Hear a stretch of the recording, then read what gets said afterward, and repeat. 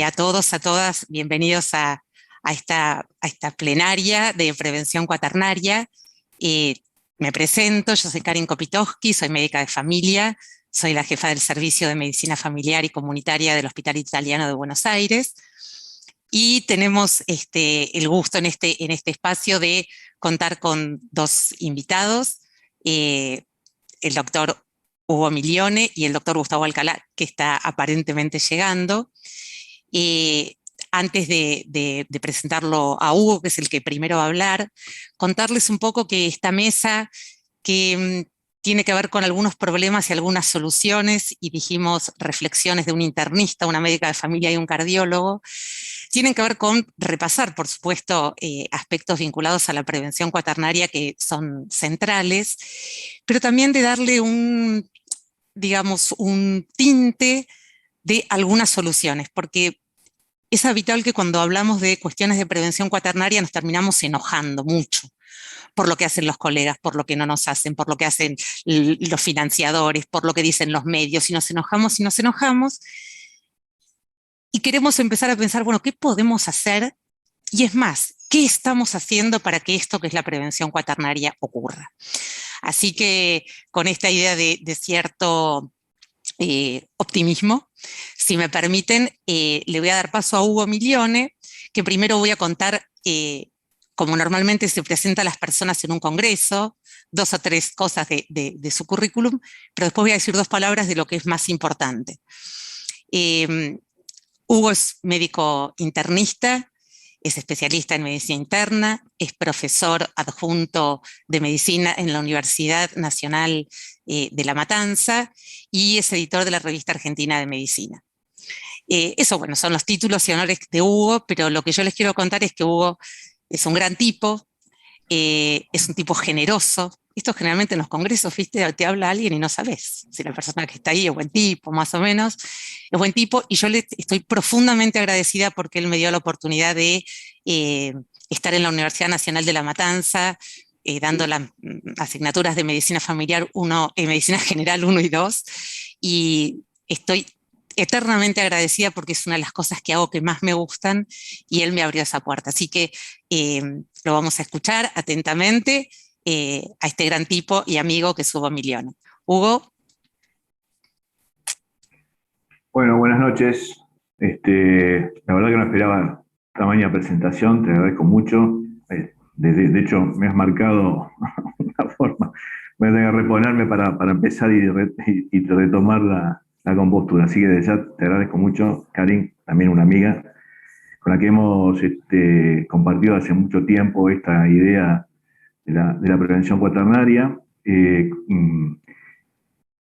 la que, bueno, seguimos luchando a pesar de, como dice Karin, de los inconvenientes que surgen, pero básicamente no son convenientes, sino discusiones, ¿no? Bueno, primero de todo quiero agradecer a las autoridades, a Mariana Castaños y a Jorge Cacasa, a las autoridades del Congreso, por haberme invitado a participar en el mismo, y el enfoque de compartir de algunos conceptos es de sí un médico clínico, especialista en medicina interna, pero básicamente un médico con años y con experiencia. Y esto tiene que ver con el enfoque que voy a pretender dar de esta charla. Así que voy a empezar a compartir pantalla y en medida que... Bien. Creo que estamos bien, ¿no? Que fue exitoso el compartir. Eh, Voy a empezar por, creo, el inicio básico, que es el acto médico, que en realidad es este, nuestro principal objetivo, que es aquel en el cual mediante la intervención médica se trata de obtener la curación o el alivio de cualquier enfermo. Definición clásica, milenaria, ¿sí? Y que absolutamente vigente. Está claro que para eso estamos, por eso estamos, y que Por esto nos hemos formado y nos seguimos formando, ¿no? Aunque parezca algo simple, está bueno refrescar y partir de esto, que es el quehacer diario de nuestra actividad, el acto médico. Este acto médico, y esto también hay que asumirlo, tiene riesgos y beneficios, o sea, esto está también presente, esto es un hecho, esto es algo concreto, pero que también creo, a medida, cuando recién nos recibimos, somos jóvenes, tenemos todo el ímpetu, sabemos, creemos que no sabemos todo, este balance entre riesgos y beneficios en realidad está claramente volcado hacia el beneficio, porque no tenemos tiempo de valorar los riesgos, porque no queremos valorar los riesgos. Y a medida que van pasando los años, ¿sí? Se va volcando, ¿sí? A este balance, quizás se hace más equitativo y hasta podría decir que se va volcando al cuadrante superior izquierdo, o sea, tenemos mayor consideración de los riesgos más que de los beneficios, quizás sí, ya están implícitos en nuestro acto. Entonces asumimos que nuestro acto tiene riesgos y beneficios concretos. Esto es así, pero incorporamos, ¿sí? Y esto van a ver en varias de mis diapositivas, incorporamos algo que también es un concepto milenario, pero que también está olvidado y no lo tenemos presente. Y vuelvo a insistir, a medida que van pasando los años. Y ahora, para mí este gráfico lo tengo permanentemente presente. Primero, no dañar, ¿no? Nuestro acto de salud, nuestro acto médico que tiene riesgos y beneficios, no olvidarnos, ¿sí? Que lo primero que teníamos que considerar es que de este acto médico no redunde en un daño. Ahora, este concepto, la verdad que el concepto de poder generar un daño de riesgo o beneficio, la verdad que es milenario. Ya en el siglo I a.C., ¿sí? Aulo Cornelio Celso planteaba que es menester no ignorar que los medicamentos tomados en brebajes no siempre resultan útiles a los enfermos y que habitualmente perjudican a las personas sanas. Precursor de la prevención veterinaria, Celso, ¿sí? Y por ejemplo, Aldous Huxley plantea que la medicina ha avanzado tanto que ya pronto nadie estará sano.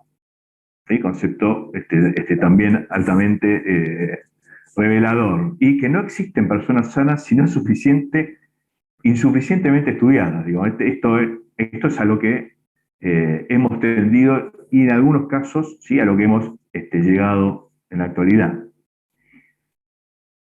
Todos recordamos el caso de Angelina Jolie, ¿no? Como ejemplo digamos, una precursora de la aplicación práctica de la prevención exagerada, que, como ella planteaba, bueno, después de hacerse la mastectomía bilateral, las posibilidades de desarrollar un cáncer de mama se redujeron de un 87% a menos del 5%. Bueno, evidentemente, esto fue hablado con su médico y su médico probablemente le haya comentado esto y haya tomado la decisión ella de hacerse la mastectomía bilateral para reducir estos porcentajes. Después vamos a retomar este tema. Entonces, este acto médico, nuestro acto médico, ¿sí? Nuestro acto médico, de nuevo, así como retoma el concepto de primero no dañar, vuelvo a recordarnos que nuestro acto médico se rige por los 4 principios, ¿sí? Se rige por 4 principios que cuando somos estudiantes los estudiamos, los vemos, pero después nos olvidamos, ¿sí? Y creo que no lo retomamos casi nunca. Y yo los voy a recordar. No es suficiente considerar si una determinada práctica puede beneficiar a un paciente, que obviamente, sí, aquí está el principio de beneficencia, que es el que nos rige, sino que también debemos valorar minuciosamente la seguridad de esa práctica para un paciente determinado. ¿Sí? Práctica para un paciente determinado. Y el balance, de nuevo, entre los daños en relación con los beneficios esperados. Este sería el segundo principio, que es el principio de no maleficencia. Entonces, por un lado tenemos el principio de beneficencia, pero justamente en este balance riesgo-beneficio lo debemos tener presente y sopesarlo con el principio de no maleficencia. Ahora, olvidar evaluar las preferencias del paciente. ¿Y cómo evaluamos las preferencias del paciente? La tarea no es la preferencia de él, sino es una decisión compartida, teniendo en cuenta, ¿sí?, las preferencias del paciente, y lo que es importantísimo, informar respecto de la práctica que se va a realizar. ¿Sí? El tercer principio, que es el principio de autonomía. Brindando atención a todos los pacientes por igual, según sus necesidades, sin perder de vista las consecuencias que la realización de esta práctica tendrá en la comunidad, paciente y comunidad. El principio de justicia. Entonces, principio de beneficencia, hagámoslo. Principio de no maleficencia, hagámoslo si no produce daño. Principio de autonomía, el paciente decide y debe ser informado sobre qué le vamos a hacer, como todo concepto. Y el principio de justicia, si todos los pacientes son iguales y debemos brindarle el mismo tipo de atención. Ahora, estos 4 principios de beneficencia con estos balances del acto médico de riesgo-beneficio, ¿sí?, son el fundamento, ¿sí?, de el concepto de prevención cuaternaria. El concepto de prevención cuaternaria es un concepto ya tirado a la palestra por Samuel en 1998, y él lo definió como el conjunto de actividades que intenta evitar, reducir y paliar el perjuicio provocado por la intervención médica. Como antes comentaba, el acto médico tiene riesgos, beneficios, y la prevención cuaternaria se trata de prevenir, ¿sí?, si se puede, si no se puede prevenir, evitar, reducir y o paliar este perjuicio que todo acto médico conlleva per sí. Los conceptos de nuevo: evitar, reducir y paliar. Ejemplos, ¿sí? ¿Qué tendríamos que evitar? Y evitar actividades innecesarias. 2 ejemplos clásicos, hay miles. Por ejemplo, dar antibiótico a infecciones virales. Que parece una verdad, una afirmación de perogrullo, pero todos sabemos que esto es práctica permanente. Solicitar estudios no indicados, ¿sí?, sin saber, fuera de contexto del cuadro clínico, y sin saber qué resultados, sin considerar los resultados que nos van a dar y qué conducta vamos a tomar a partir de los resultados que nos den. Reducir el impacto de actuación. Esto es, utilizar, por ejemplo, el tiempo de los antibióticos en el tiempo adecuado. ¿Sí? Si está establecido que son 5 días, son 5 días, y no por la duda le damos 10. ¿Sí? El cálculo de dosis por peso. Entonces, esto es una actuación, y lo que tenemos que plantear es reducir el impacto de actuación con actos que, la verdad, que están inclusive en la literatura, pero seguro que todos estamos pensando que alguna vez inclusive lo hemos cometido y lo hemos hecho. Y paliar el daño de actuación. Por ejemplo, reducir corticoides adecuadamente, ¿no?, suspenderlos bruscamente y reducirlos como está establecido, o reducir los antipsicóticos acorde a la evolución del efecto terapéutico. Entonces, evitar actividades innecesarias, reducir el impacto de actuación y paliar el daño de actuación. Angelina Jolie decía: hay una probabilidad de 1 en 8 de padecer cáncer de mama. Es correcto, pero también, esto significa que hay una probabilidad de que 7 de cada 8 mujeres nunca tengan la enfermedad. ¿Sí?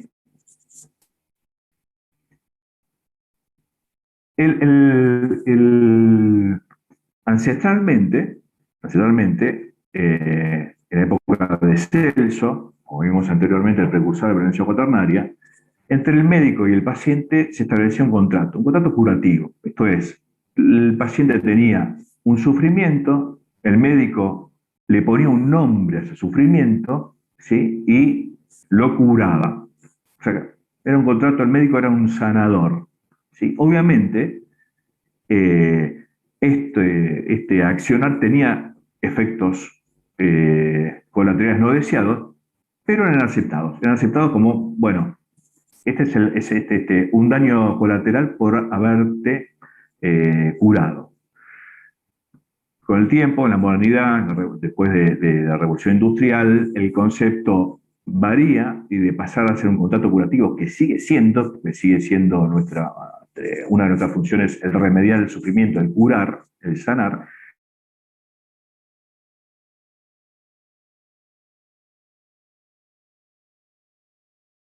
seguridad en la obtención de beneficios, minimizando perjuicios, ¿sí? Y aceptando de nuevo muchos menos daños que el contrato curativo. ¿Sí? O sea que si bien todavía mantenemos el contrato curativo, hemos migrado y debemos reforzar, ¿sí?, el contrato preventivo. ¿Es fácil esto? Y la verdad que no, porque la sociedad exige, por un lado, ¿sí?, al médico que evite el problema, que tenemos que mantener sanos los pacientes y le tenemos que asegurar la juventud eterna, ¿sí? Y por otro lado, la enfermedad es considerada como un fallo de la prevención, digo. Si yo la verdad, porque el doc, la verdad que no falló y por culpa suya tengo una enfermedad. Y si se muere el paciente, es un fracaso vital consecuencia al médico. La verdad que no es fácil, no es fácil. ¿Y en qué ámbitos podemos se desarrolla la prevención cuaternaria? La verdad, en todos, ¿sí? El ámbito ambulatorio, en la internación. Erróneamente creemos, o se cree que la mayor cantidad de errores, de daños colaterales, suceden en la internación. Y la verdad que no, ¿sí? Estadísticamente, la mayor cantidad de errores y de daños colaterales se dan en la atención primaria, siendo la causa principal los efectos colaterales de los fármacos, eh, digamos, no rigurosamente indicados. Y estos actos de prevención, ¿en dónde se pueden dar dentro de lo que es el acto médico? Y se puede dar en la prevención, en los diagnósticos, en los tratamientos y en la rehabilitación. Entonces, teniendo en cuenta lo anterior, los excesos de acción, nuestros excesos de acción, se pueden dar, ¿sí?, en el diagnóstico, en la prevención, en la terapéutica y en la medicalización. Esto se puede dar tanto en el paciente enfermo como en el paciente sano. Ya no discriminamos. Un ejemplo particular, y quizás el más complejo, es el exceso, ¿sí?, de los excesos de acción en los pacientes sanos. ¿Por qué? Porque la verdad que, bueno, es un área problemática porque estamos interviniendo sobre personas que están asintomáticas, ¿sí? Y que todo exceso de acción a una persona asintomática, si después le produce daños, y la verdad que el costo es aparentemente mayor. En el caso de las prácticas preventivas, si considerar los daños se torna particularmente importante, ¿sí?, por lo mismo, puesto que a una persona que está aparentemente sana, ¿sí?, se le está indicando una intervención diagnóstica y terapéutica que tiene riesgos potenciales y que en la gran mayoría de las veces estos riesgos se llevan a cabo. Ejemplos de exceso de acción por diagnóstico. Bueno, los falsos positivos, ¿sí?, con lo que esto conlleva. El falso positivo, si no es considerado como tal, lleva a un exceso de acción con los daños que esto puede sobrellevar. Y los hallazgos incidentales, es muy común en la solicitud de métodos complementarios que no están indicados, con lo que todo eso gatilla. Y el sobrediagnóstico, ¿sí? El sobrediagnóstico, que es, ¿sí?, considerar de un hecho que es normal, ¿sí?, una enfermedad. ¿Ah? El ejemplo de esto es la disfunción sexual, ¿sí?, lo que tengo yo, ¿sí?, que es la calvicie, ¿sí?, que es algo natural y que ha motivado que, ¿sí?, yo probé desde de todo lo que se les pueda ocurrir, porque, digo, si bien no era considerada una enfermedad, sí era considerado algo no normal. Bueno, todos los sobrediagnósticos, ¿sí?, bueno, la menopausia, la andropausia, ¿no? Hay variados ejemplos de situaciones fisiológicas y esperadas que son consideradas enfermedades. Con lo que todo esto, con lo que trae pongamos a pensar los tratamientos para la andropausia, los tratamientos para la disfunción sexual, los tratamientos para la menopausia, etc. Y la medicalización, que se define como un proceso de convertir situaciones que han sido siempre normales en cuadros patológicos, que pretende resolver mediante la medicina situaciones que son que no son médicas, sino sociales, profesionales o de las relaciones interpersonales, ¿no?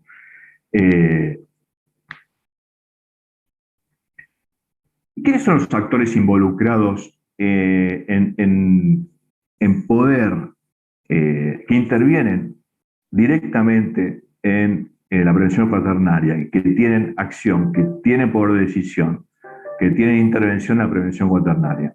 Bueno, son los profesionales individuales, los profesionales de todas las especialidades, médicos, enfermeros, profesionales de equipo de salud, pero bueno, nos vamos a referir al profesional médico, el paciente y la comunidad, y el Estado.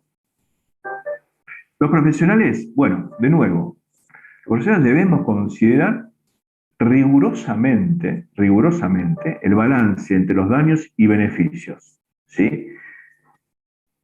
Y las herramientas que tenemos para esto es, cuando somos novatos, la lectura crítica, nunca olvidar aplicar razonamiento clínico, evaluar la evidencia de alta calidad, sumándole la experiencia, ¿sí?, a medida que pasan los años. Pero, no, parece algo simple. Y un ejemplo claro de esto se plantea con el COVID y con las consecuencias del COVID, ¿sí?, el long COVID, en donde se establecen una caterva de baterías de exámenes complementarios, ¿sí? Como tuve un síntoma cardiológico, tengo 10 estudios complementarios cardiológicos para hacer. Tuve disnea, 10 exámenes complementarios para hacer. La verdad que tenemos que seguir manteniendo, ¿sí?, el riguroso balance entre riesgos-beneficios, aplicar el método clínico y el razonamiento clínico.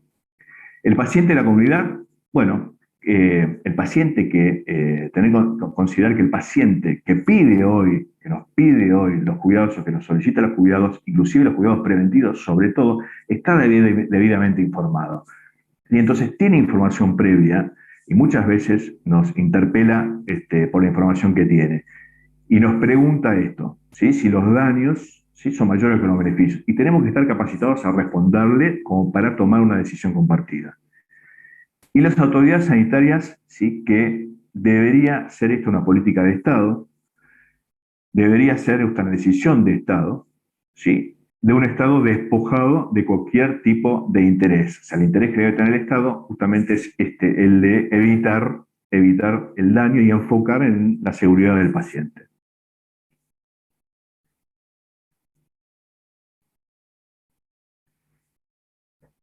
Como decíamos anteriormente, la verdad que esto no es fácil, nunca ha sido fácil porque hay diferencias de criterios, muchas diferencias de criterios entre quienes.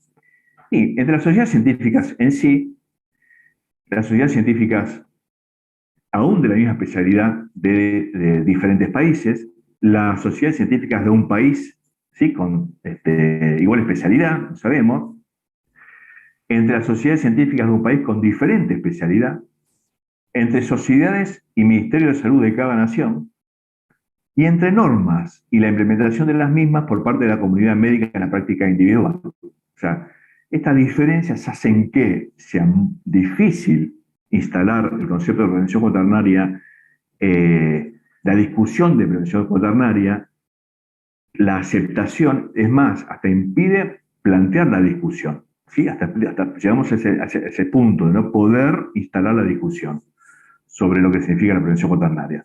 No es fácil, pero no es imposible. Entonces, teniendo en cuenta todo esto, surge una iniciativa a partir de Samuel, pero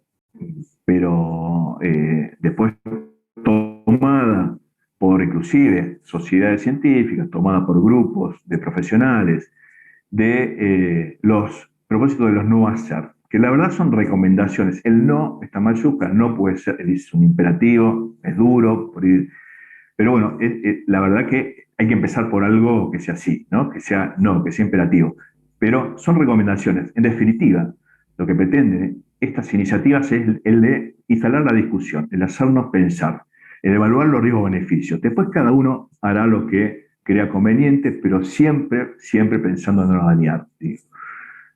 Entonces, el propósito de no hacer es realizar recomendaciones destinadas a contribuir a la toma de decisiones individuales y grupales acerca de qué conductas y decisiones preventivas, diagnósticas, terapéuticas y consejería serían las más adecuadas para las necesidades de cada paciente.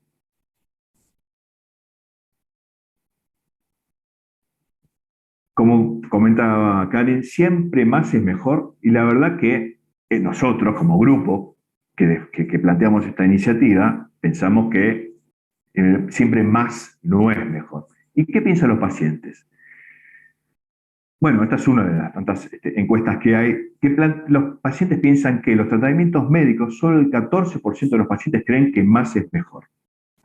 Y el 25% piensa que su médico le indica pruebas, procedimientos que no necesita. No es un número bajo. Y esos, un grupo de pacientes piensan igual que nosotros. Y esto tiene que ver con uno de los conceptos que planteaba antes, que es la información. Los pacientes están informados y la información que existe es realmente buena, la que, si uno la busca. Entonces, ¿quiénes son los protagonistas de esta iniciativa de no hacer o de más no es mejor? Bueno, los que vemos aquí, hay varios en todo el mundo. El Choosing Wisely, que es digamos, la marca, el branding más representativo. Después está la iniciativa Interespecialidades, que es una iniciativa que surgió hace años aquí con bueno, Karin en la cabeza y otro grupo de colaboradores y sociedades que nos reunimos y planteamos realizar recomendaciones que están en la página web. Está el Choosing Wisely Canadá, el no gracias, que también es de España. Bueno, hay varias iniciativas que están en esto mismo. ¿Sí? El Choosing Wisely, bueno, un ejemplo que plantea esto, el no sería, siempre se parte por una recomendación de no hacer, una fundamentación y una bibliografía que la sustenta. Esto es para decir, bueno, yo te digo lo que no deberías hacer, lo fundamento, y te doy la bibliografía. Consultala, fíjate, ¿estás de acuerdo o no? Analizalo, después tomar la decisión o no tomar la decisión. En Choosing Wisely están todas las especialidades todas las especialidades intervienen en definir los no.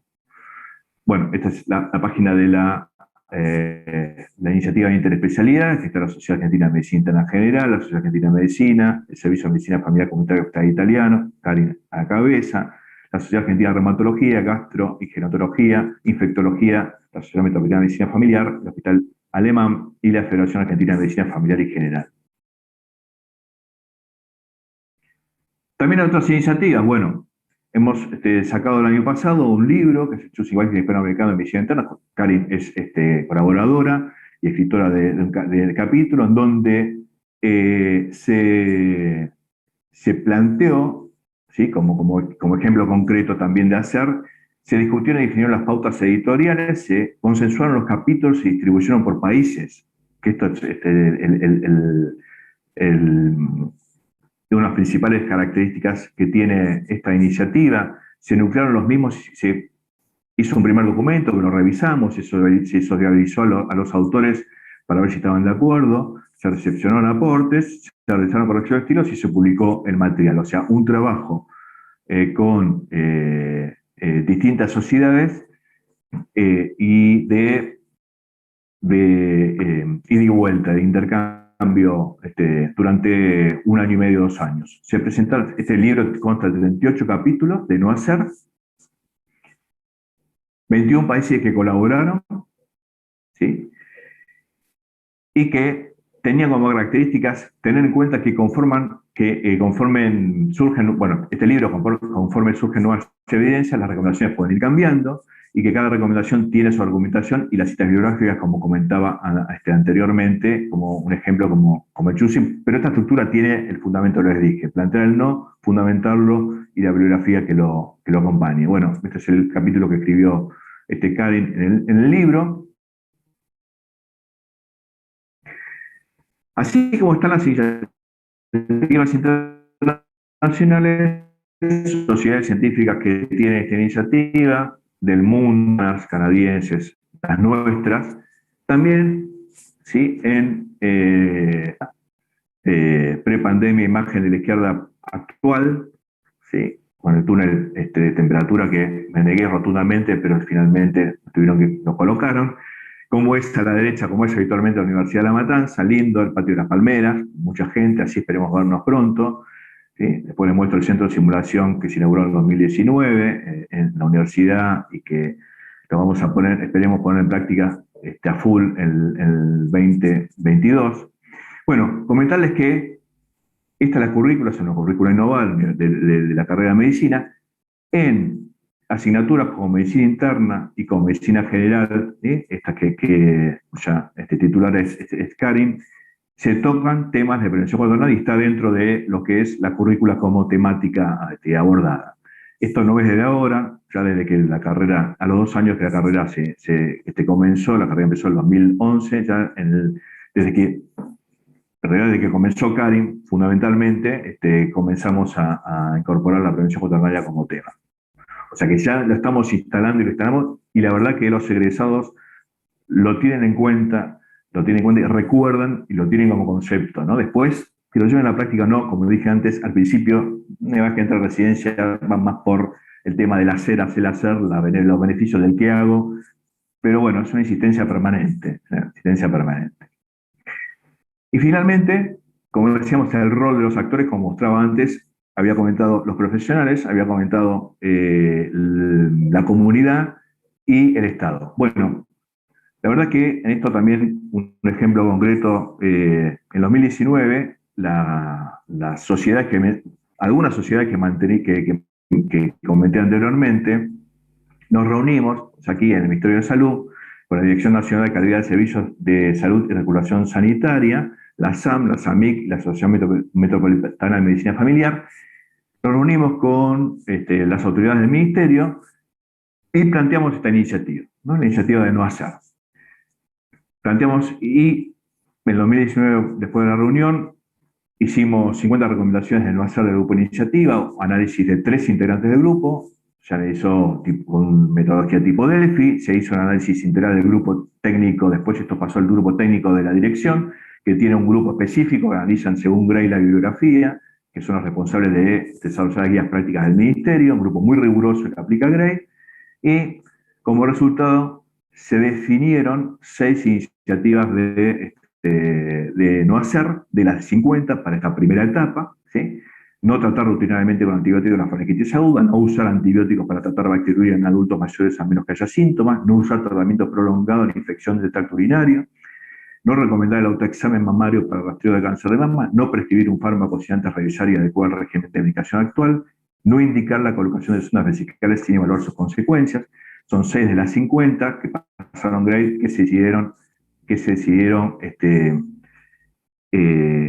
implementar, y les quiero comentar, quizás como primicia, que el Estado, el Ministerio de Salud, la Dirección de Calidad, lo ha tomado como política de Estado y que próximamente, ¿sí?, se va a anunciar dentro de lo que es el programa de calidad del Ministerio, ¿tá?, una iniciativa de no hacer dentro de lo que es el programa de seguridad del paciente, que es un programa que también tiene prioridad del Estado, que tiene distintas facetas. Una de esas es esta, la iniciativa de no hacer, y bueno, vamos a empezar con una serie de recomendaciones de hacer, que va a ser una serie de recomendaciones permanentes todos los meses, ¿sí?, de manera de instalar como política de Estado una discusión, ¿sí?, a quien corresponda, digo, a la comunidad médica, al menos para plantearse al menos para plantearse, bueno, esto, ¿no? ¿Qué hacer? Finalmente, bueno, esto sin lo que dijo Hipócrates, si no puedes hacer el bien, al menos no hagas daño. Muchas gracias. Bueno, Hugo, muchísimas gracias. Por suerte entró Gustavo Alcalá, que yo les decía, va a ser el tercer orador, así que oportunamente lo voy a presentar. La idea es que yo ahora, en pocos minutos, yo voy a estar atenta al tiempo, darles algunos conceptos como más técnicos, porque generalmente en los congresos hay gente con diferente grado de experiencia en esto de la prevención cuaternaria, y a lo mejor para algunos les puede resultar un poquito el ABC, algunas cosas sobre las que voy a pasar revista, pero me parece que vale la pena que se las comente, y también contarles, así como Hugo contó cosas que se hicieron, la iniciativa de no hacer, la revista, la carrera de medicina en la Universidad de La Matanza, lo que está haciendo el Estado, contarles otras cosas que hicimos para salir de la queja de no se puede, ¿no? En general los que estamos en prevención cuaternaria a veces nos ponemos un poco quejosos y enojosos. Así que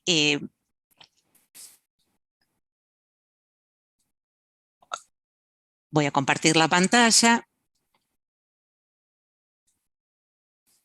Yo creo que esta es la parte en donde el auditorio mira cuántas diapositivas tiene, y ustedes, si alguien vio, deben haber visto 137, y yo dije, voy a ser breve, quédense tranquilos que hay muchísimas diapos que están ocultas, y voy a los puntos centrales que les quiero transmitir, recordarles que no tengo ninguna relación con empresas con fines de lucro, y aclarar que como yo siga en esta, dudo que las tenga en el futuro. Un poco Hugo hacía referencia a esto, ¿no? Todo el tiempo tenemos mensajes que nos bombardean de 1 de cada 3 personas tendrá enfermedad coronaria, 1 de cada 5 ACV o Alzheimer, 1 de cada 8 cáncer de mama, y yo digo irónicamente, 1 de cada 1 se va a morir, porque siempre va a haber una primera causa de muerte. Entonces uno dice, bueno, ¿cómo hacemos cuando escuchamos todos estos mensajes? Y el problema no es la muerte, porque todos vamos a morirnos y el cuerpo encuentra la manera de morirse por suerte, sino que el tema es realmente la mortalidad prematura o la discapacidad prematura o evitable. Pero la muerte no es evitable. Entonces, retomando un poco lo que decía Hugo, la muerte o la enfermedad no es el fracaso de la prevención, porque si siempre va a haber una primera causa de muerte y siempre la gente se va a morir, esa causa de muerte finalmente no era prevenible. Así que esta cosa que a veces se ha dado en llamar pornoprevención, pensar que todo se puede prevenir y a cualquier precio, nos debiera poner a reflexionar. Esto ya lo dijimos.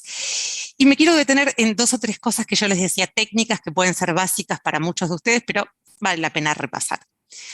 Me dice, bueno, ¿por qué si la prevención cuaternaria es un término acuñado hace muchísimos años, cobró un impulso y un auge probablemente en la última década, en los últimos 15 años? Probablemente tenga que ver con la profusión de la tecnología, ¿no? Y tener más métodos diagnósticos y más aparatos, y cada vez que detectan cosas más pequeñas. Pero también el colectivo científico hace cositas, ¿no? Y una de las cositas que hacemos es cambiar las reglas, como correr los puntos de corte. Y yo que soy bastante vieja, cuando yo me recibí, se diagnosticaba diabetes con 140 miligramos por decilitro, y esto se corrió en el año 97 a 126, lo cual hizo que gente que se acostó no diabética se levantó al día siguiente diabética, solo porque un grupo de notables había decidido correr el punto de corte, que yo no voy a discutir si está bien o está mal. Lo que digo es que al correr los puntos de corte entran al reino de los enfermos una cantidad impresionante de personas.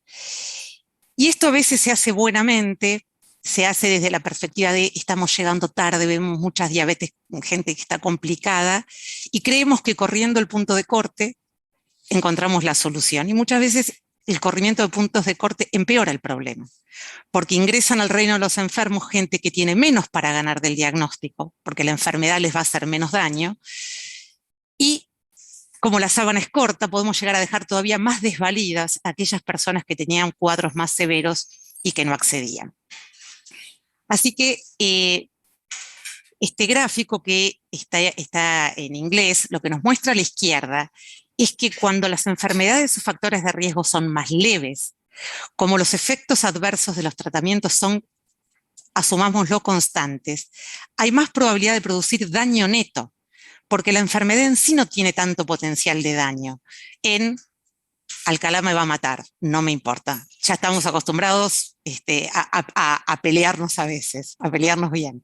Pero en los pacientes con hipertensión a lo mejor más border, o estas diabetes más border, o los aneurismas detectados por tamizaje, etcétera, tienen menos potencial de dañar que la hipertensión severa, la diabetes mellitus con niveles muy, muy importantes de glucemia. Y si los efectos adversos del tratamiento son constantes, si la enfermedad tiene poco potencial de daño, la probabilidad de incurrir en daño neto es mucho mayor. Cuando nos corremos hacia la derecha y la enfermedad tiene más potencial de daño, un poco lo que decía Hugo, la comunidad científica dice, vale la pena correr los riesgos del tratamiento por los beneficios netos que esperamos. Afortunadamente en el año 2017, esto no es para que lo vean en detalle, pero salió una guía y es importante que lo tengamos en cuenta de qué tener en cuenta para correr puntos de corte. Siempre pensamos, bueno, si corremos los puntos de corte, entonces diagnosticamos antes, entonces vamos a poder intervenir y vamos a salvar más vidas. Pero en esta diapo yo lo que les muestro es que nunca miramos qué daños acarrea correr el punto de corte. Y fíjense, para tomar algunos ejemplos, es que cuando vamos a definir una enfermedad con un nuevo punto de corte, o a una enfermedad que se le exigían 3 criterios, se le van a exigir 2 criterios, como pasó con el ovario poliquístico, realmente tener en cuenta qué número de personas va a ser afectada con la nueva definición, cuán precisa es la nueva definición, cuáles son los daños incrementales de clasificar ahora como enfermos pacientes que antes eran sanos. Es decir, poner no solamente en la balanza esto de que, bueno, como también son pacientes en riesgo, entonces vale la pena rotularlos y tratarlos, sino mirar los daños por el corrimiento de puntos de corte. Entonces, en los daños de la prevención, que yo siempre digo que pareciera que la palabra daño y prevención no pueden estar juntas porque prevenir es mejor que curar, porque ¿no? La prevención tiene ese halo de inocuidad. Cuando nos referimos a los daños de la prevención, y lo dijo también Hugo, especialmente nos referimos a lo que es prevención secundaria, tamizaje, screening. Y para pensar en tamizaje y screening y salir de los eslogans de hacete tal estudio porque salva vidas y hay que diagnosticar precoz y toda esa cosa que aparte, bueno, por suerte el Congreso cayó en noviembre y no en octubre, digo por el octubre rosa, para esto hay que pensar un poquito despacio. No nos sirve el pensamiento rápido y automático. Entonces, si yo les pongo este problema, que una pelota y un bate de béisbol cuestan 1,10, si el bate cuesta $1 más que la pelota, ¿cuánto cuesta esta? El pensamiento automático nos hace pensar en 0,10. Todos sabemos que la respuesta es incorrecta, pero es a lo que nos lleva ese pensamiento rápido y automático. Cuando preguntamos para qué hacemos tamizaje o screening, el pensamiento rápido y automático nos dice para diagnosticar una enfermedad antes. Y esa no es la respuesta correcta. Hacemos tamizaje para intentar disminuir la mortalidad, idealmente la mortalidad global. Eso no lo pudimos demostrar hasta ahora con ningún tamizaje. Sí lo pudimos demostrar con que la gente, por ejemplo, cese en el hábito tabáquico, pero no lo pudimos demostrar casi con ningún tamizaje, mortalidad global.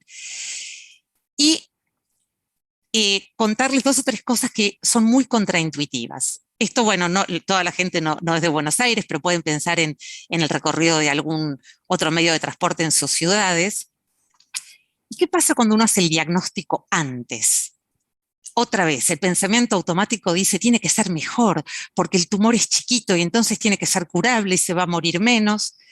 Sin embargo, fíjense que en esta analogía que yo les traigo de la línea B de subterráneos de la ciudad de Buenos Aires, si un pasajero A se sube en la estación Tronador y un pasajero B en la estación Medrano, y en la estación Uruguay va a haber un accidente y ambos van a resultar lesionados, ambos van a resultar lesionados en el mismo momento.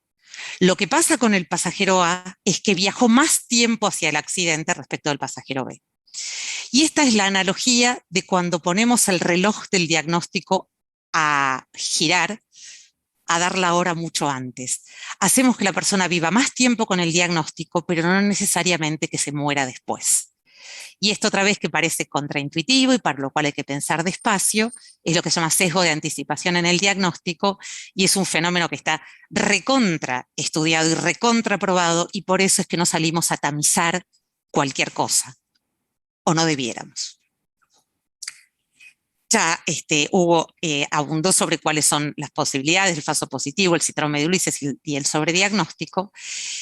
Y estamos inmersos en este discurso, ¿no? Que la detección temprana siempre es buena, que más rastreo es mejor, que el rastreo no genera daños, que la mayor parte de los cánceres progresan y causan la muerte. el aumento de la tasa de sobrevida como éxito del rastreo. El aumento de tasa de sobrevida equivaldría en la analogía al tiempo en que viajó el pasajero A. El tiempo de sobrevida aumenta, sin embargo la mortalidad no disminuye. Todo el relato de los sobrevivientes, ¿no? Toda la gente que yo digo va por la tele y dice a mí me detectaron y gracias a Dios me salvaron y gracias a los médicos de la tecnología, y yo digo, o lo salvamos o le arruinamos la vida para siempre, porque a lo mejor le detectamos algo que nunca le iba a traer un problema. Esto ya lo dijimos.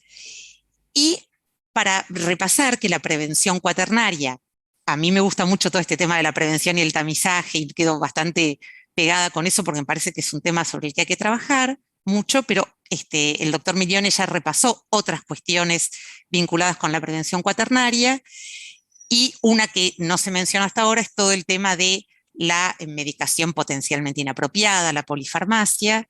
Nosotros lo investigamos en el hospital y nos pasa lo que le pasa al mundo, la cantidad de medicación inapropiada. Todo lo que contó Hugo respecto de hechos fisiológicos convertidos en enfermedades, eso también es terreno de la prevención cuaternaria. Y esta idea de devolverle al paciente la idea de la propia salud, de que él es protagonista, de que él tiene algo para hacer, y que la salud no está adentro de los consultorios, ni de las clínicas, ni de los sanatorios, ni de los centros de salud. Algo que no se menciona hasta ahora que también muchas veces hacemos daño con las mejores intenciones, es tener objetivos terapéuticos inadecuados. Todos tenemos en la cabeza ese famoso 7 de hemoglobina glicosilada, pero probablemente en adultos mayores con multimorbilidad ese objetivo terapéutico sea más dañino que beneficioso. Es decir, que adecuar los objetivos terapéuticos al contexto y la morbilidad de los pacientes también es terreno de la prevención cuaternaria.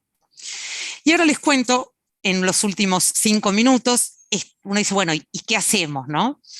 Entonces les cuento algunas anécdotas que en primera persona, y una es una cuestión que Gustavo Alcalá remarca mucho. Ahora lo voy a contar, él está mucho en los medios, sobre todo en los medios de la provincia, en San Juan, es una voz que amplifica mucho las voces de muchos de nosotros, y algunas veces yo tuve la oportunidad de también estar en los medios, y eso es algo que tenemos que hacer, tratar de tener presencia en los medios, porque como dice Alcalá, si no lo hacemos nosotros, van otros. Y habían venido al hospital buscando a alguien que hablara sobre esta tremenda encuesta que decía que casi la mitad de la gente le escapa el chequeo médico. Vino la periodista, claro, y yo le llené la cabeza diciéndole, bueno, mire, los chequeos médicos, cómo están concebidos y toda esta parafernalia. La tipa anotaba ahí en la libreta, me dice, mira, no sé si esto va a salir como vos me lo estás contando. Y afortunadamente pudo salir una nota acerca del exceso de medicamentos y estudios que puede ser nocivo. Bueno, Infobae, que debe incluir un chequeo general. Esto fue una cosa para alquilar balcones, porque ya el hemograma completo, que ya ni peleamos contra el hemograma, ponían ahí marcadores tumorales, era para salir a patear todo. Por suerte en la era de las redes sociales, le dimos al Twitter y nos dieron nuestro derecho a réplica, que hago un paréntesis, ¿no? Infobae te saca un día el chequeo general y todo eso, y al día siguiente la polémica, y como si tal cosa, nadie hace un catch-up, ¿no? Una recapitulación y ver en qué está la cosa. Bueno, basado en estos 2 estudios de que los chequeos generales, ¿cómo están? Y tenemos la tapa de la revista Noticias de hace 15 días que, como me dijo Gustavo Alcalá mientras preparábamos esta intervención, dijo, Noticias nos acaba de dar una diapo para el Congreso. Le dije a Gustavo, ¿la pones vos o la pongo yo? Y la puse yo. Esto fue, no sé si ustedes la vieron, la tapa es desafortunadísima. Noticias hace tapas para vender, pero el contenido de la nota es bastante apropiado. Y las sociedades científicas, que dicho sea de paso son muchas de las que nos acompañaron en la iniciativa interespecialidad del no hacer, salieron con los tapones de punta. Y desde la Asociación Metropolitana de Medicina Familiar salimos con los tapones de punta del otro lado a decir, bueno, la verdad que la tapa es horrible, es desafortunada, pero el contenido es correcto y pone en la agenda tener que poder discutir esto. Así que, bueno, fue una oportunidad que un poquito todavía no la perdimos, pero se obturó mucho el detalle porque las sociedades científicas salieron como furia a decir unas cuantas cosas muy corporativas, una defensa muy corporativa para mi gusto. Por suerte todos se habían olvidado de esta etapa de la revista Noticias, que fue una nota que me hicieron a mí hace muchos años, junto al doctor Catalano y a María Noble, que también cuando yo vi la tapa me quería morir, porque yo no estoy de acuerdo en que estemos asustando a la gente con que las enfermedades las respiran en la nuca y los van a matar mañana, pero tampoco con un discurso del miedo acerca de los médicos, la medicina y los cuidados. Cuando vi la tapa me quería morir, todo el mundo lo sabe, yo dije, chau, es el fin, me echan del hospital, me echan. Por suerte yo era menos mediática que el doctor Stoll, que es el que involucrado en esta nota, y no había tantas redes sociales en ese momento. El contenido de esta nota fue muy bueno, no nos tergiversaron en nada, pero bueno, fuerte la imagen. En el verano también acá me metí en un lío porque el periodista me llamó a raíz de toda la cuestión vinculada con el tamizaje de cáncer de piel, y no les puedo explicar los dermatólogos en las redes sociales, una cosa tremenda. Decían, ¿quién es esta impresentable? Por mí. Bueno, en fin. Entonces, en estos aportes de soluciones, y ya termino, de hacer cosas, una de las cosas que hay que hacer es investigar en nuestro ámbito y reportar. Reportar, comunicar en los ámbitos científicos, los excesos, por ejemplo, en este caso nosotros hicimos estudios sobre excesos de rastreo de osteoporosis, sobre uso de videocolonoscopía, y Hugo no lo mencionó, pero el Ministerio en esta política implementó un curso de prevención cuaternaria y seguridad del paciente con recomendaciones de no hacer, del cual tuve la oportunidad de participar con la recomendación de no hacer, discontinuar el Papa Nicolau a los 65 años, así que, bueno, el Estado ahí nos está tirando un centro que esperemos poder aprovecharlo en medio de todo este contexto. Con la colaboración Cochrane hace muy poquito hicimos una colección especial de desimplementación de los cuidados de bajo valor, poniendo todas las revisiones sistemáticas que muestran justamente intervenciones de bajo valor por su bajo beneficio neto, con su editorial correspondiente, controles generales en salud, pruebas clínicas preoperatorias en cirugía de catarata, cirugía de descompresión subacromial para la enfermedad del manguito rotador, etc. Y una iniciativa que fue muy interesante, que fue una iniciativa desde Jefatura de Gabinete, que es el Foro Universitario del Futuro, en el cual se le pidió a las universidades que hicieran propuestas en diferentes ejes. Por mi rol en la Universidad de La Matanza, y voluntariamente pudimos hacer una propuesta que quedó en este documento que se publicó recientemente, y quedó metido en este documento de Argentina Futura, que tiene ejes de muchas disciplinas, no solo de salud, la estrategia de no hacer. Lo que quiero mostrarles con esto no es mostrarles como un repertorio en primera persona, sino mostrarles que hay cosas para hacer y que se pueden hacer, que hay que pelearla, que a veces remamos en dulce de leche, pero que se puede. Y también contarles que con otras personas de otros países estamos en una especie de consorcio tratando de documentar esto, y mandamos a publicar, que todavía no nos aceptaron la publicación, de sobrediagnóstico y sobreuso de screening en países de bajos ingresos, que lo hace muchísimo más grave que los países ricos, ¿no? Porque en países de bajos recursos hacer cosas inútiles es tremendo. Y hacer cosas dañinas es tremendo en cualquier lugar del mundo, porque no se trata solo de los costos, se trata fundamentalmente de los daños. Y ahora estamos, lo que mandamos a publicar es este manuscrito de sobrediagnóstico y sobreuso en países de bajos recursos, y escribir todo lo que se puede, todo lo que se puede. Ahora no es necesario solamente estar en los medios científicos, que a veces es complejo publicar, también en las redes sociales, en los medios de comunicación. Probablemente, si tuviéramos indicadores de adopción, si así como se mide la calidad con todo lo que es hacer, se incluyera en la medición de la calidad el no hacer, probablemente habría algo desde el sistema que pondría un poquito más de luz sobre este asunto. porque también en las guías de práctica clínica, una opinión personal es que así como hay recomendaciones de hacer, debe haber recomendaciones de no hacer. Por suerte, por ejemplo, en la Guía Nacional de Hipertensión Arterial hay algunas recomendaciones de no hacer. Hay que ponerlo en el tapete.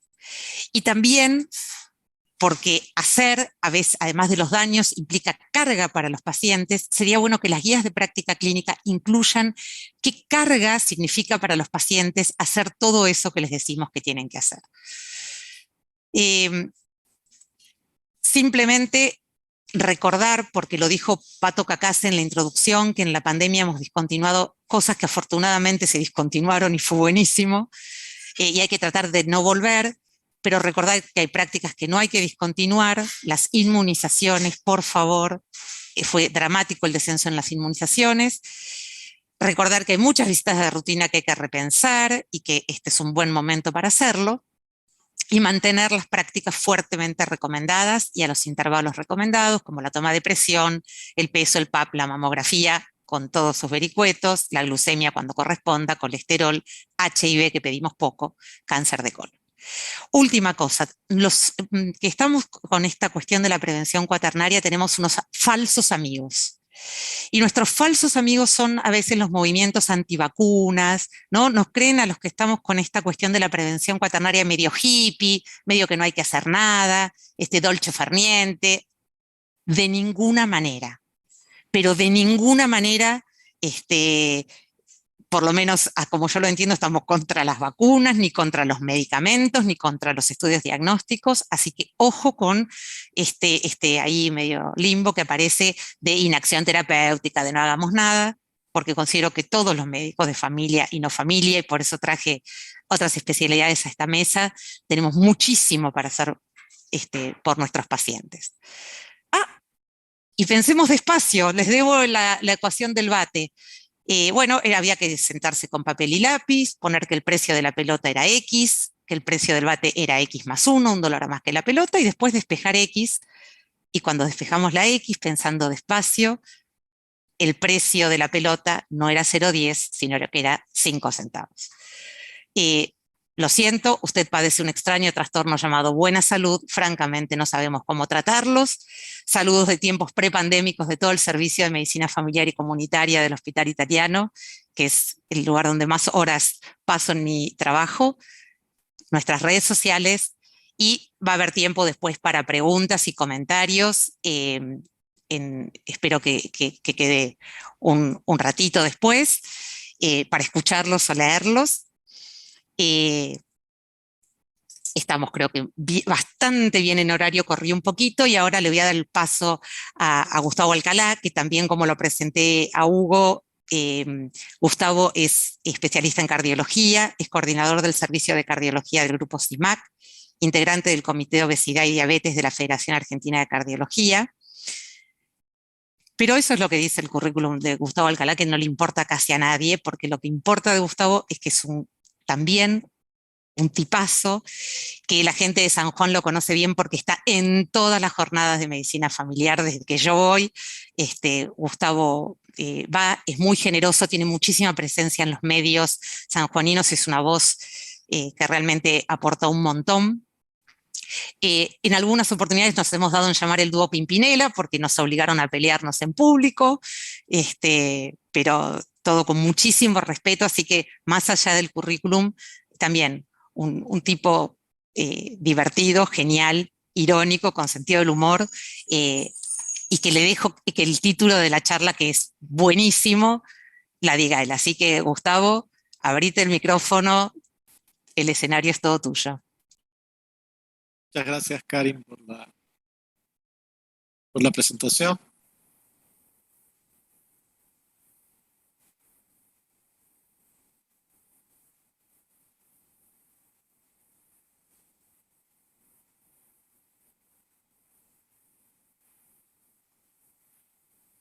Creo que eligieron bien un grupo al que hay que cuidar particularmente, que son los diabéticos. Son aproximadamente el 10% de la población. Y nosotros los cardiólogos somos responsables de un buen número de eventos en ellos. Y si nos apuramos un poco, creo que los diabetólogos también. Entonces nos tenemos que preguntar si derivar sistemáticamente a los pacientes diabéticos al cardiólogo evitan problemas coronarios y cerebrovasculares o los incrementan. Gustavo, Entonces te interrumpo para sí. poner modo presentación, porque estás en... A ver, perdona. Disculpen la interrupción, pero así se ve bien. Que acá lo estoy viendo. Pantalla completa. Está como en el modo, viste, cuando uno ve las diapo, Sí. no lo estamos viendo en presentación, sería presentación con diapositivas. A ver ahí. ¿Ahí lo ves? La copita de... Ah, ahora sí, buenísimo. Bueno, muchas gracias. Entonces lo que decía, vamos a mirar las últimas recomendaciones de la Asociación Norteamericana de Diabetes y lo vamos a leer en detalle porque esta parte es más o menos simple. En diabéticos que no tienen síntomas, no tiene sentido buscar enfermedad arterial coronaria porque no vamos a mejorar la evolución, y eso lo han explicado muy bien, pero hay una segunda parte que la tenemos que subrayar, siempre y cuando tratemos las causas de enfermedad coronaria, porque si no, caemos en lo que Karin ha dicho, que es no hacer nada y estar en contra de tratamientos probados. Pero si hacemos un tratamiento agresivo, porque los diabéticos tienen mucho riesgo, lo segundo que tenemos que mirar es esto, porque lo anterior era un grado de evidencia A, pero aquí dice que consideremos exámenes complementarios en personas que tienen síntomas típicos o atípicos, como disnea que no se puede explicar, dolor en el tórax, o síntomas de ataque isquémico transitorio, soplo cariotideo, ACV, edema agudo enfermedad arterial periférica o Q en el electrocardiograma. Y esto ya es más complicado. Nos dicen que si tengo un paciente diabético con dolor en el pecho, no es obligatorio que le haga ningún estudio, que puedo, junto con él, analizar una toma de decisión compartida. Los diabéticos, ni aún con síntomas, tienen que ir sí o sí, porque o no existe evidencia de que le mejoremos el pronóstico, o es casi imposible en este momento hacer un estudio con asignación al azar controlado y con suficiente número de personas y seguimiento, o la evidencia es contradictoria. Entonces vamos a tratar de mostrar las particularidades argentinas en esto de intentar salvarlos a cualquier precio. Miren, este es el resumen más importante que podríamos leer. Un estudio que propuso cámara gamma de rutina para todos los diabéticos para evitarles el infarto. Detecto antes la isquemia, pero resulta que aquí hay una publicación posterior a ese estudio de detección de isquemia en diabéticos asintomáticos que demostró esto. A 3 años, con el tratamiento, la isquemia desaparece en el 80% con tratamiento médico y solo aparece en un 10% adicional luego de esos 3 años. Entonces, ¿para qué quiero revascularizar algo que en el 80% de los casos se resuelve con medicación? Sería como intentar hacer una gastrectomía con simpaticectomía a alguien que tiene úlcera sin darme cuenta que con cualquier inhibidor de la bomba de protones lo puedo curar. Y aquí tenemos 2 problemas gravísimos, 2 factores de riesgo argentinos, porque al de la izquierda no hace falta que se los presente, lo hemos endiosado hasta el cansancio y él prácticamente se asoció con San Martín en un acto históricamente complejo. Y el segundo se llama Julio Palmás. Ahí está en el año 1985 en Texas, junto con Schatz. Él inventó el stent. Quiere decir que el que inventó el bypass, pero en 1967-68, o sea, viene a ser como Ford Falcon, y el que inventó el stent, que se aprobó por FDA en 1994, o sea, que viene a ser un Ford Sierra, tienen una vigencia indiscutible. Y son una pesadísima carga para no hacer. Casi les diría que nos obligan a hacer. Miren esta publicación de noviembre, a poco de la pandemia, tal vez el virus ya andaba en algunos lugares. Un artículo del Wall Street Journal dice que un estudio encuentra beneficios limitados para el uso de stent en millones de pacientes con enfermedad coronaria. Se refiere a los que tienen enfermedad coronaria estable. Y el registro Capture muestra que la enfermedad coronaria más común en los diabéticos es esta, es enfermedad coronaria estable. Este fue el Washington Post, también noviembre del 19. El stent y la cirugía, Palmas y Favaloro, no son más efectivos en la actualidad que los remedios para la enfermedad cardíaca estable. Este es el estudio Isquemia. Y van un poco más allá porque escriben periodistas y médicos y calculan que en Estados Unidos, solo con los asintomáticos, si no le hiciéramos angioplastia a los que no tienen dolor en el pecho, se evitarían 23.000 angioplastias y un gran ahorro de millones de dólares. Y ese también es un, primero, no dañar y segundo, no fundir, porque por ahí no daño al paciente, pero lo dejo económicamente incapacitado. Y este es el New York Times. La cirugía de las arterias tapadas a menudo no se justifica, descubren los investigadores. No todo lo que está destapado hay que taparlo, porque destaparlo existe la circulación colateral, que en muchos casos es un bypass espontáneo. Y la imagen es de un stent. Y aquí el cálculo va un poco más allá. Calculan que en vez de 570 millones de dólares, Estados Unidos podría ahorrar 775 si no interviniese a los que no tienen dolor de pecho y nada por ganar. En el estudio también participó un médico que era de India originalmente y que trabaja en Estados Unidos, que dice algo que sigue siendo una expresión de deseo. El ensayo clínico Isquemia impactará en la manera en que tratamos a la enfermedad cardíaca estable. Les doy una mala noticia. No hay tal impacto. En la tierra de René y Julio Palmas no ha pasado absolutamente nada y la misma defensa de la que habló Karen se discute aquí. Este estudio lo tratan de minimizar con una diferencia. Esto ya es de junio de este año y el que escribe es un médico en el Washington Post y se pregunta que para qué hacemos pruebas diagnósticas si todo lo que durante la pandemia no se hizo tal vez no modificó nada. Harlan Kramholz es de la Universidad de Yale y dice que la pandemia puede haber hecho que no se publique este estudio lo suficiente, porque se presentó en un congreso, la publicación, ya la vamos a ver, fue en pandemia. Pero en última instancia tendría que modificar efectivamente nuestra forma. También lo puso en Twitter y dice que sugirió que el estudio Isquemia tiene que generar menos pruebas de detección cardíaca. No mandemos a nuestros pacientes diabéticos a que le hagan procedimientos que se postergaron y, como bien han dicho, tal vez no hace falta reprogramar. Esta es la publicación. Miren cuándo fue. Abril del 2020. El coronavirus andaba a sus anchas. El diseño es muy simple. Todos tienen isquemia, moderada o severa, y van a tratamiento conservador o invasivo. Puede haber entrecruzamiento si fracasa el tratamiento conservador.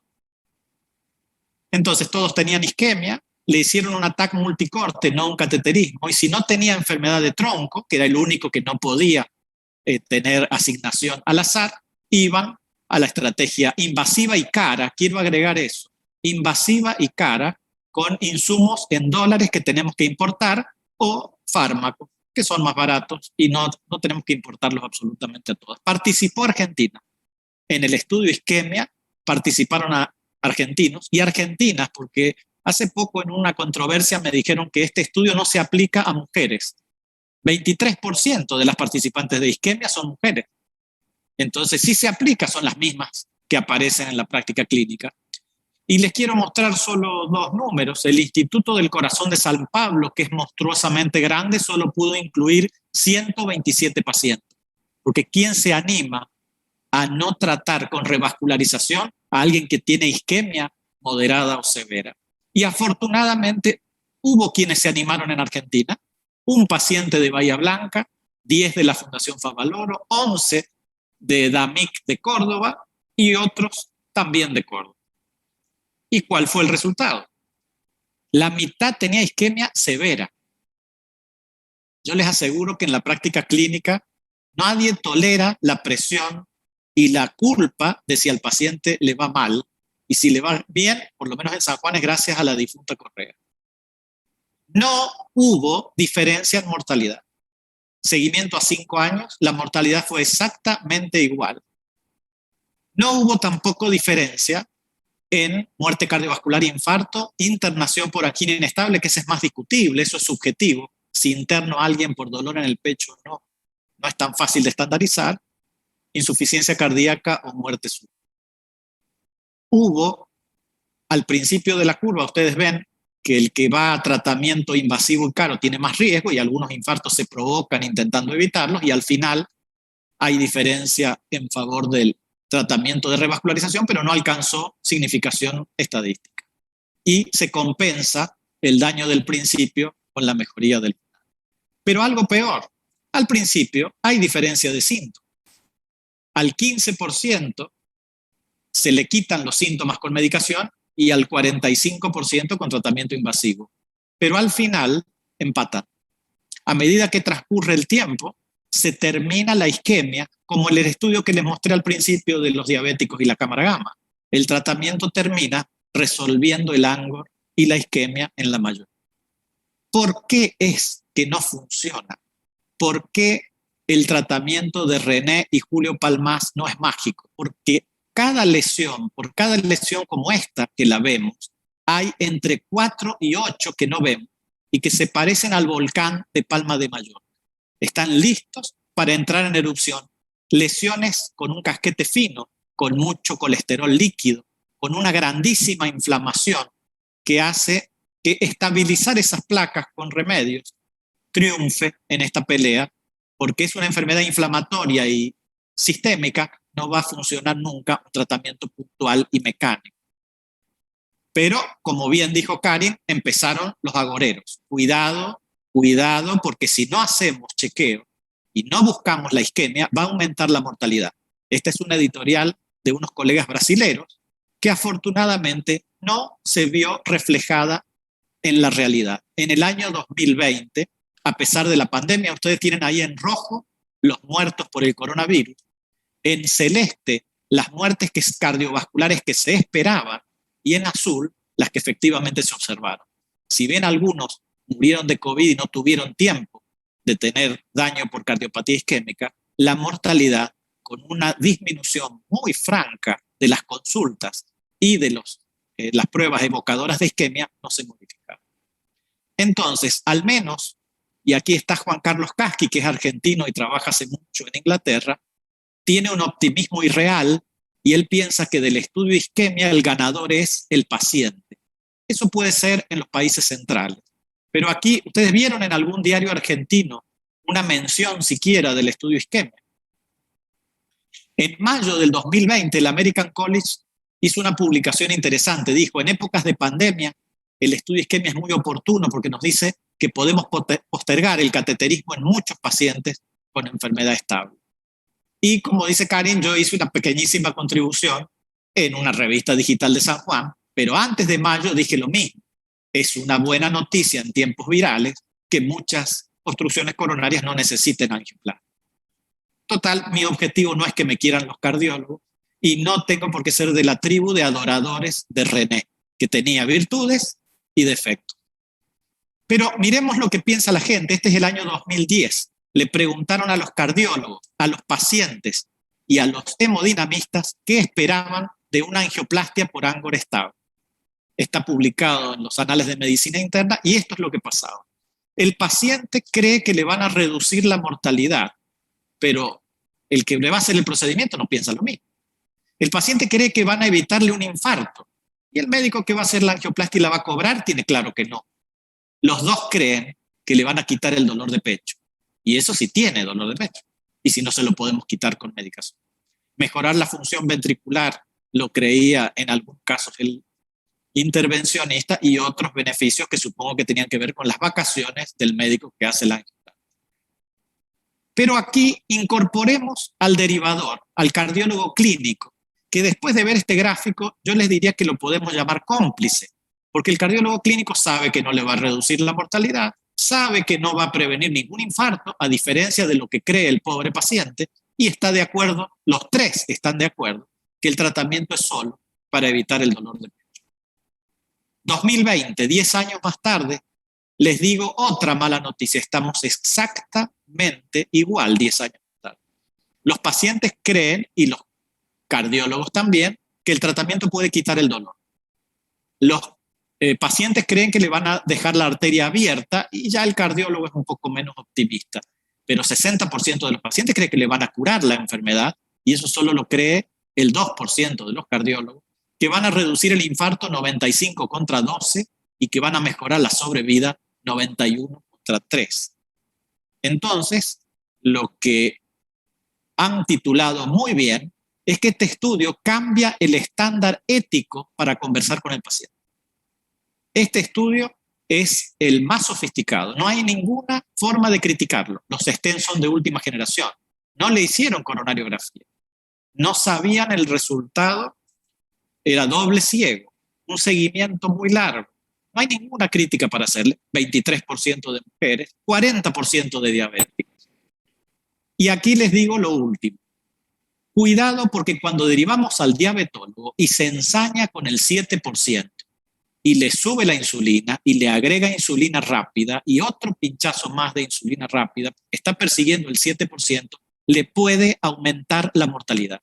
Esta es una publicación reciente de un grupo de la Universidad de Tianjin en China que tiene limitaciones porque es retrospectivo, no tiene detalle de la insulina ni de los hipoglucemiantes orales en el nombre, en el mecanismo de acción ni en la dosis, pero la hemoglobina glucosilada de 8% hace que no haya mucho riesgo de hipoglucemia. Lo que sí hay, miren resaltado lo que pasa con la proteína C reactiva ultrasensible. Cuando ustedes suben la insulina basal por encima de 0,5 por kilo, la inflamación aumenta. Todo lo demás no es estadísticamente significativo, pero la PCR es mucho más alta. Todos estos diabéticos tenían más de una década de diabetes. Una cosa es ponerle insulina a alguien de inicio, pero cuando es una persona que lleva muchos años y tiene enfermedad coronaria, le empeoramos la inflamación. Y esta es la sobrevida a 2 años. En verde tienen los tratados con insulina y en azul los tratados con hipoglucemiantes orales. La diferencia es muy significativa. Esto también se ha observado en estudios del mundo real en lugares tan sofisticados como Dinamarca, que los que usan insulina tienen más mortalidad que los que usan hipoglucemiantes orales, aunque corrijamos los factores que los pueden diferenciar. Otra vez, la mortalidad aumenta cardíaca y total. A veces no podemos prevenir la mortalidad total, pero sí podemos provocarla. Es particularmente en los 2 años siguientes al inicio de la insulina en enfermos coronarios. Tengamos cuidado con nuestros pacientes coronarios. Y un estudio que va para el mismo lado, este es un estudio rumano, que dice que cuando aumenta la insulina, acá han dividido por tercilos las dosis de insulina, y en el tercilo más alto, la proteína C reactiva es del doble que en el tercilo más bajo, de 4 a 6. Nosotros lo estamos viendo en todos nuestros pacientes y tenemos que salir de esto, que es la forma en que un cardiólogo argentino piensa la prevención en la tierra de René Favaloro y Julio Palmaz. Muchísimas gracias por la atención. Bueno, gracias, muchísimas gracias, Gustavo. Siempre vieron que es una tensión meter un especialista en estas mesas, pero no nos defraudaste y fuiste en la misma línea. Siempre uno tiene un poquito de miedo. Tenemos unos minutos, nosotros no vemos el chat de la plataforma. Me están diciendo que no hay en principio preguntas y comentarios saludando, felicitando. A un compañero le gustó mucho la frase mía de cada uno se va a morir. No sé si aguardamos un par de minutos a ver si hay alguna, por el delay que pueda haber alguna cosa en la plataforma. ¿Algún comentario? Es difícil la interacción así, ¿no? Uno se imagina, qué sé yo, en persona habría otro movimiento.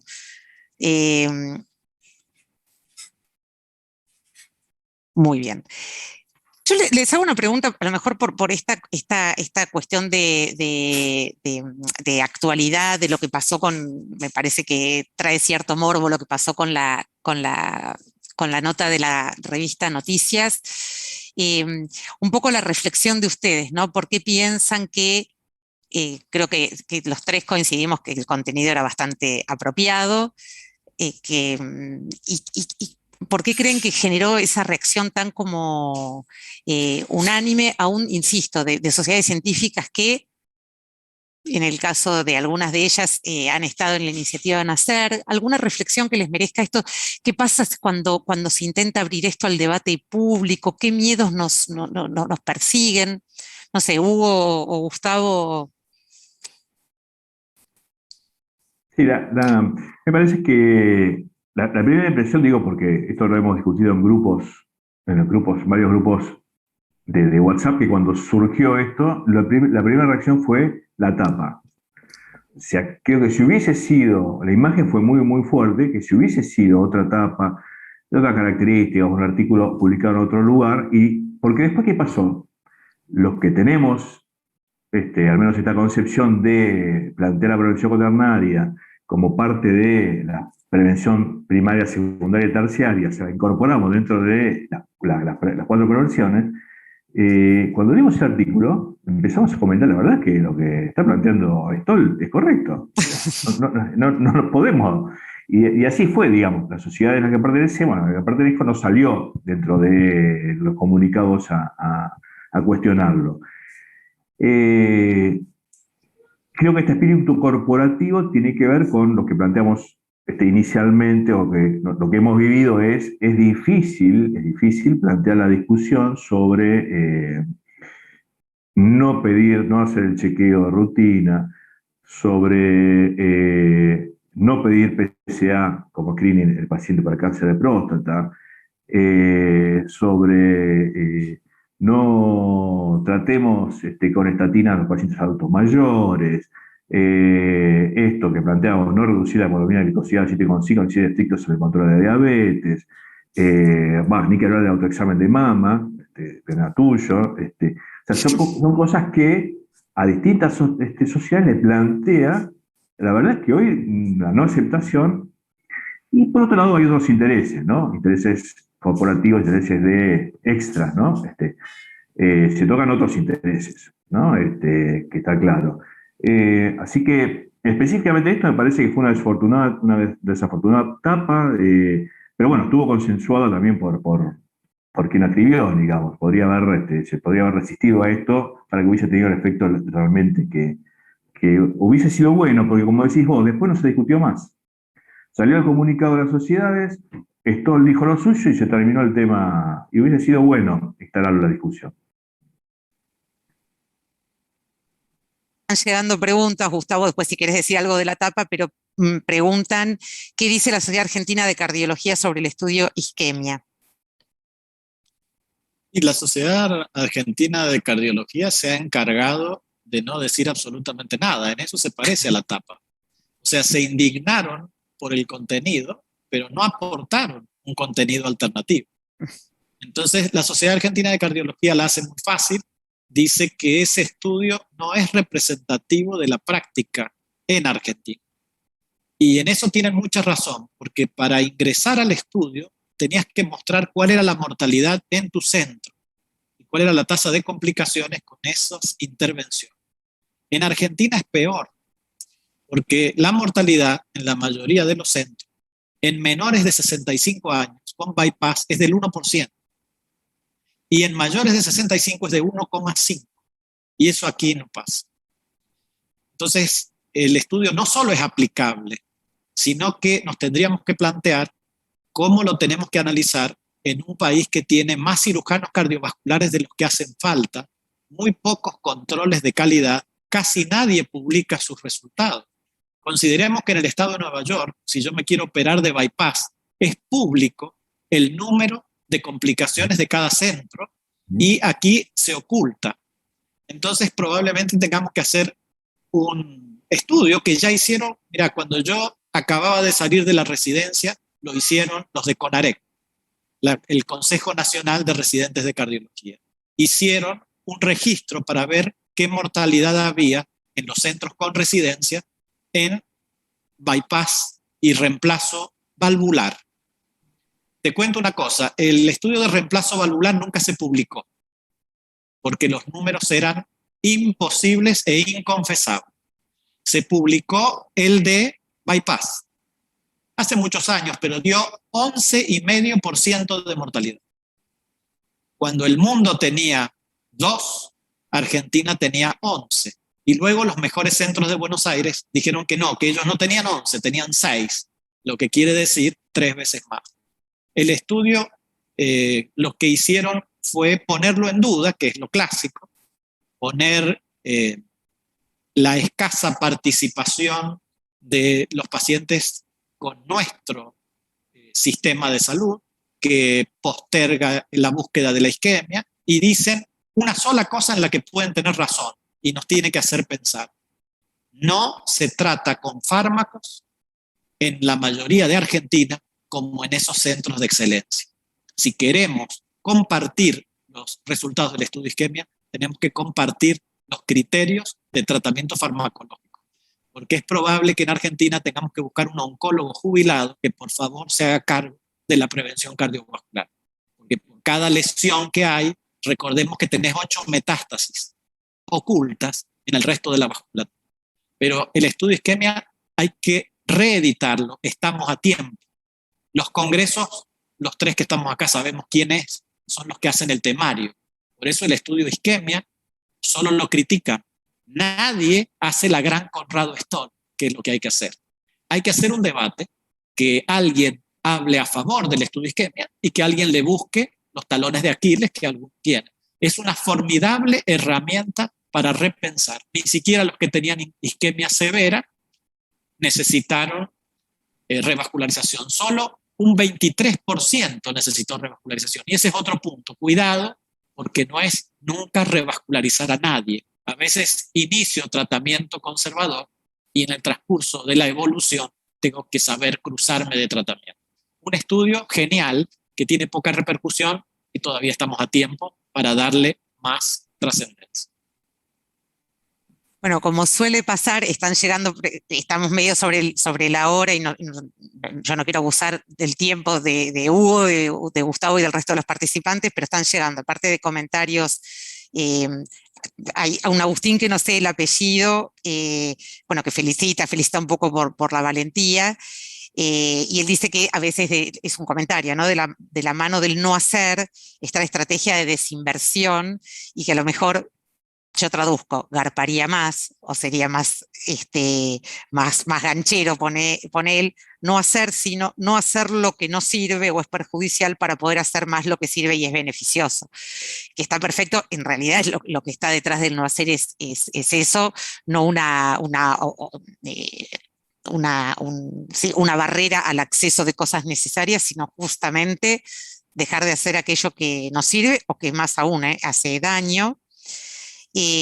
Mariano Granero, a quien conozco, dice que le llamó la atención el estudio de las creencias de los profesionales y de los pacientes respecto a qué iban a lograr con la intervención cardiovascular, porque él pensaba que muchos excesos médicos tienen que ver con que los médicos creemos que nuestras intervenciones son más eficaces. En realidad yo contesto una parte de esto, por supuesto Gustavo mostró un estudio hecho en una especialidad en particular, con un procedimiento en particular. Hay mucha bibliografía que muestra que los médicos creemos que nuestras intervenciones son mucho más eficaces que lo que son. Si uno le pregunta, yo tengo una anécdota genial, que es una vez hablando con los mastólogos del hospital, les mostré los números de la mamografía, ¿vieron? Porque de cuántas mujeres se salvan, cada cuántas mamografías, etcétera, y es un divino, un mastólogo que yo aprecio un montón, me dice, pero si les mostramos esto, nadie se va a querer hacer la mamografía.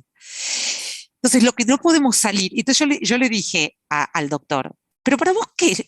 Entonces, él es quien no conocía los números y quien se estaba desayunando en ese momento, digo, porque si les mostramos esto y no se van a querer hacer la mamografía, entonces tendríamos que repensar la mamografía. O sea, él mismo se sorprendió de los datos de eficacia o beneficio. Así que no sé si Gustavo querés contestar algo respecto de ese estudio que Mariano Granero desde el auditorio nos está diciendo que él creyó que siempre era así, como lo que yo estoy contando, que los médicos sobreestimamos el beneficio de las intervenciones y por eso le damos con todo. Sí, Y que en ese estudio no apareció.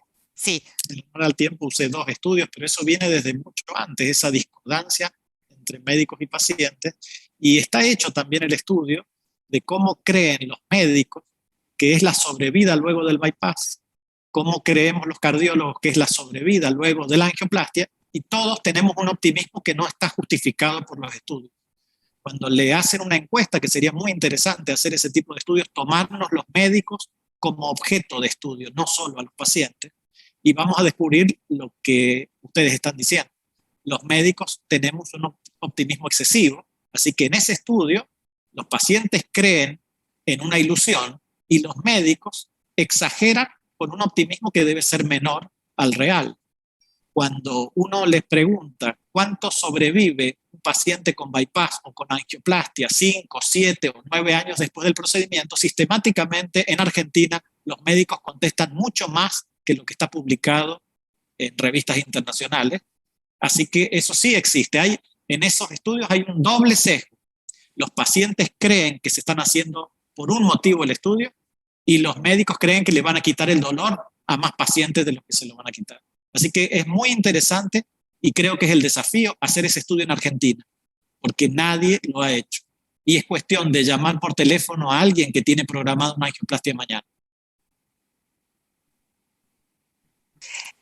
Voy a decir una última cosa porque es una pregunta que es recurrente. Hay una asistente, Laura, que nos dice si hay un respaldo legal en realidad contra con el tema del no hacer, porque me está comentando un caso de una paciente a la que se la obligaba a hacer una colposcopía por una lesión.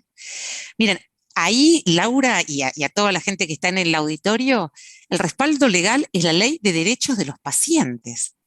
No se puede obligar a ningún paciente a hacer nada. Hay una ley de derechos de los pacientes que dice que los pacientes tienen derecho a conocer toda la información sobre lo que les pasa, tienen derecho obviamente, a que uno les cuente todo, y tienen derecho a negarse al tratamiento y, por supuesto, a los test diagnósticos.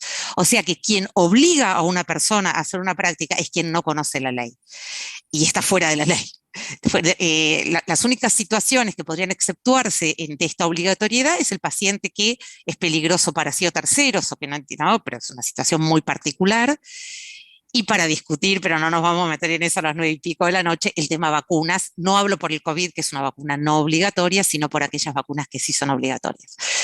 Pero fuera de esas dos situaciones que podrían entrar obviamente el paciente que es peligroso para sí o para terceros, y que está en estado que no puede decidir, o el tema de las vacunas obligatorias, ningún estudio es obligatorio. Es aberrante obligar, y es en contra de la ley, obligar a alguien a hacerse un estudio, el que sea. Uno tiene que explicar, esclarecer y eventualmente, si nos piden, aconsejar.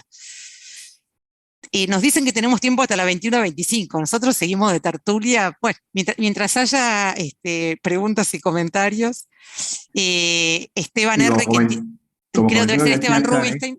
Sí, Hugo, dale. Como comentabas, un paso más, la verdad, más allá que decís vos, que es clarísimo y que es así, están las decisiones compartidas. No incorporamos dentro de lo que es nuestro acto médico, la decisión compartida, ¿sí? Y sobre todo, ¿sí?, en el tema de prevención cuaternaria. Muchas de las recomendaciones de no hacer y muchas recomendaciones de hacer, publicadas por las sociedades, Task Force, etcétera, plantean la decisión compartida. Yo le planteo esto, riesgos, beneficios, ¿sí? Y siempre el beneficio hablamos de, también por ahí sea muy el concepto, creo que es el que más polémica trae. Hablamos de disminuir la mortalidad. No olvidarse de eso, ¿sí? Sobre todo en lo preventivo. Pero esto no se hace, ¿no? La verdad, plantear decisión compartida es más fácil decir, hay que hacer esto, no te explico por qué lo tenés que hacer, no me importa si lo haces o no, yo te digo, ¿sí?, que hay que hacerlo porque es así. O sea, también está algo que se está rompiendo, que es el modelo hegemónico del médico-paciente, se está rompiendo por suerte, pero por otro lado es más tranquilizador para nosotros compartir la decisión. Que eso es mucho más tranquilizador, ¿no? Y obviamente que es efectivo, mucho más efectivo. Yo me siento, ¿vieron cuando en la radio dicen, nos habla fulanito de Morón y nos dice que, eso era antes en la radio, ya ahora no es así, pero bueno, Esteban R., que estimo debe ser Esteban Rubinstein, que es compañero mío, dice, fabulosos los tres, gracias. María Victoria R., que debe ser Vicky Ruiyanzi, les gustó mucho escucharnos. El Agustín de antes era Agustín Ciaponi, que también es colega mío y compañero del servicio. Eh, eh, Tenemos 8 minutos más, no es que hay que usarlos todos, pero acá estoy leyendo uno que es una pregunta que es un poco larga, realizar una población perteneciente. Están hablando del tamizaje de cáncer de colon con sangre oculta y dificultad de acceso al videocolono. Luego trabajo social. Está bien, cuenta la anécdota, a veces en la cuestión del tamizaje, ¿no? Y hago también alusión a una cosa que saben que me encanta, que son los camiones rosas dando vuelta por las ciudades. Eso es algo que me pone de muy buen humor, porque más allá de toda la controversia que hay con la mamografía, en esta pregunta que nos hacen sobre sangre oculta, es que hay que garantizar el tamizaje hasta el final. Porque si no, uno abre una puerta, ya desde cuando uno pide la mamografía, eso de que andar haciendo mamografía gratuita, y después, ¿qué hago? O vení que te controlo los lunares gratuitos, que además no hay que controlarse. Bueno, todo eso está mal. O sea, uno si abre la puerta tiene que garantizar todo el trayecto de esa persona hasta el final. Entonces, tiene que estar en el marco o de un programa o de la bajada, digamos, a la jurisdicción del Programa Nacional de Tamizaje de lo que sea, porque si no, es sumamente complicado, ¿no? Abrir la puerta, tamizar y no poder dar respuesta, aún de aquello que hay que tamizar. Sí, hay una ventaja en lo que dijo Stoll, y es que no le podemos preguntar a los especialistas, y solo a los especialistas en un tema, cuáles son las recomendaciones para el tratamiento de una enfermedad. Entonces, fíjense que en la mayoría de los países centrales, los que hacen las guías son de distintas especialidades. Y la gran crítica a Conrado Stoll es que si él es especialista en neurología, ¿por qué opina de otros temas que no son neurológicos? Y eso es muy fácil de rebatir. Y puso el diálogo en boca de la gente. Lograr una tapa de la revista Noticias en periodo electoral me merece muchísimo respeto, porque eso es lo que en atención primaria de la salud, ¿saben cuál es la palabra clave? Atención. Si no logramos atención, no vamos a hacer nada. Después viene primaria y salud. Y en eso estamos en déficit. No se están debatiendo los temas, o mejor dicho, se están resolviendo a espaldas de la gente. Y esa es la indignación de las sociedades científicas que quieren seguirlo haciendo así. Así que me parece que es una excelente oportunidad y la respuesta, no hace falta que llamemos a un psicólogo para analizarla, es también muy decidora, porque todos criticaron al emisor del mensaje, nadie propuso una visión alternativa. Sí, totalmente. Acá, respecto de las decisiones compartidas, yo creo que da para una mesa. Vamos a agendar, ¿viste? Para un próximo congreso, porque tanto Juan F., que debe ser Juan Franco, y Vicky Ruiz, que trabajan conmigo en decisiones compartidas, una es que lo que muchas veces decimos, y es que las guías de práctica clínica meten una frase de haga una decisión compartida, pero no explican cómo. Entonces, en el fondo del alma, es una frase de compromiso porque políticamente es correcto, pero pareciera que eso se hace solo, las decisiones compartidas, y que no se requiere de entrenamiento o de competencias particulares. Y otra cosa que es para discusión, pero no la vamos a cerrar, la podemos dejar abierta para el próximo congreso, que la pone Juan Franco. Hay toda una discusión de en qué tipo de decisiones tiene que haber decisiones compartidas. Dicho de otro modo, si una práctica tiene daño neto, no debiera entrar en decisiones compartidas. Es cierto que muchas de las cuestiones que nosotros decimos que tienen daño neto es que son prácticas de bajo valor, o sea que el beneficio es poco para los daños, pero no llega a ser daño neto. O sea, hay todo un debate a través de la pregunta de Juan que estoy leyendo, que es, bueno, y es una discusión mundial. Muchos dicen, bueno, en lo que son recomendaciones fuertes, no debiera haber decisiones compartidas, y otros dicen al revés. En las decisiones fuertes es donde debe haber decisiones compartidas porque es donde más evidencia tenemos y le podemos explicar al paciente con menos incertidumbre. O sea que ahí se abre todo un capítulo de qué tipo de escenarios, en qué tipo de situaciones las decisiones compartidas son más apropiadas. Mi posición personal es que si hay daño neto,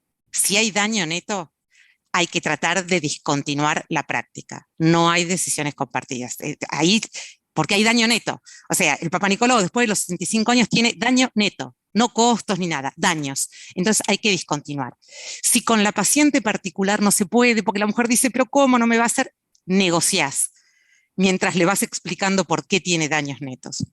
Ecografía transvaginal de screening, daños netos, no hay que hacerla. Negociaremos, pero negociar no es decisiones compartidas. O sea, mi posición personal, y en esto me pongo más vehemente, cuando hay una recomendación en contra, porque hay evidencia de que los daños superan los beneficios, es una práctica que debiéramos discontinuar, sin debatirlo con el paciente, explicándole, pero sin debatir. No, no, está claro. El debate, no, claro, el debate, la decisión compartida no es, decíamos, entre los dos. La decisión compartida parte de que el paciente pregunte, la persona pregunte, ¿cuáles son los riesgos de la decisión o la recomendación del médico? Y estamos hablando de screening, como puede ser anticoagulación, el paciente con fibrilación auricular. Entonces, ¿cuáles son los beneficios, ¿sí?, de hacer tratamiento? ¿Cuáles son los riesgos, ¿sí?, que lleva a tomar esto? Y tengo otra opción que es la otra. Entonces, la dificultad es que muchas veces no tenemos la respuesta certera a estas tres preguntas. ¿Sí? Entonces, de ahí parte. Si yo como médico tengo el ejercicio de, cada vez que voy a hacer una indicación, tener presente estas tres y saber la respuesta a estas tres, ¿sí? Después sería, bueno, la decisión compartida del paciente decide si lo hace o no. Es probable que a lo mejor extienden unos minutos más, porque en teoría en 2 minutos, como la Cenicienta, esto se convierte sí. Yo me lleno de harapos, ustedes se convierten en ratones y esto explota todo. Pero Diego T., que debe ser Diego III, imagino, dice que supone que para hacer toma de decisiones compartidas en el país para decidir sobre tratamientos de coronariopatías con bypass o stent, si no tenemos los números verdaderos para informar, se autoanula la herramienta. Y no, en realidad lo hacemos en todas las patologías. No tenemos números de Argentina en ninguna patología casi. Entonces tenemos que hablar de cada centro. Cada centro tiene la obligación de comunicar sus resultados. Y ahí podemos elegir, porque si no sería muy fácil, las guías serían copiar y pegar.